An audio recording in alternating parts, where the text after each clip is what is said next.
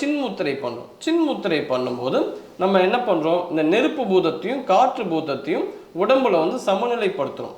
அப்போது எந்த முத்திரை எந்த நோய்க்குன்னு உண்டு. இப்போ டயபிட்டிஸாக இருந்தால் அவங்க அதற்கேன முத்திரை பண்ணிக்கிட்டு தவம் பண்ணும்போது அந்த டயபிட்டிஸ் நார்மல் லெவலுக்கு வரும். அவங்க மெடிசன் இல்லாமல் கூட இந்த முத்திரையை பயன்படுத்தி நம்ம நலமடையலாம். அதனால தான் சொல்லுவாங்க, முத்திரையை கைகளில் செய்யக்கூடிய ஆசனம் அப்படின்னு அதை சிறப்பாகவே சொல்லியிருக்காங்க. ஏன் இந்த உயிர் பிறக்குது? இறைவனை அடையணும். அந்த நோக்கத்துக்காக தான் உயிர் பிறக்குது. உயிர் எங்கேருந்து இறைக்கிட்ட வந்தது, திருப்பி இறையோடு போகணும். அதுக்கு போகிறதுக்கு உண்டான தடையை எது உருவாக்குதான் கர்ம வினை. சில பேருக்கு இந்த கர்ம வினை சொன்னாலே பாவங்கள் தான் அவங்க நினைக்கிறாங்க. அப்படி கிடையாது. வினைங்கிறது ஆக்ஷன் தான். நீங்கள் செய்கிற ஒவ்வொன்றுமே கர்ம வினையா, அதாவது பதிவாகுது.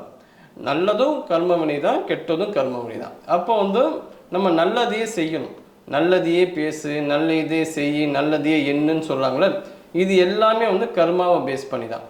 நீங்கள் நல்லா இருக்கணும்னு நினச்சிங்கன்னா நல்லது தான் செய்யணும். ஏன்னா என்ன விதைக்கிறோமோ அதுதான் நம்ம அறுவடை செய்யணும்.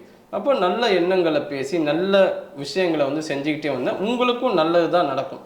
அதுக்கு இனிஷியேட்டாக இருக்கக்கூடியதான் இந்த ஜீவசமாதி.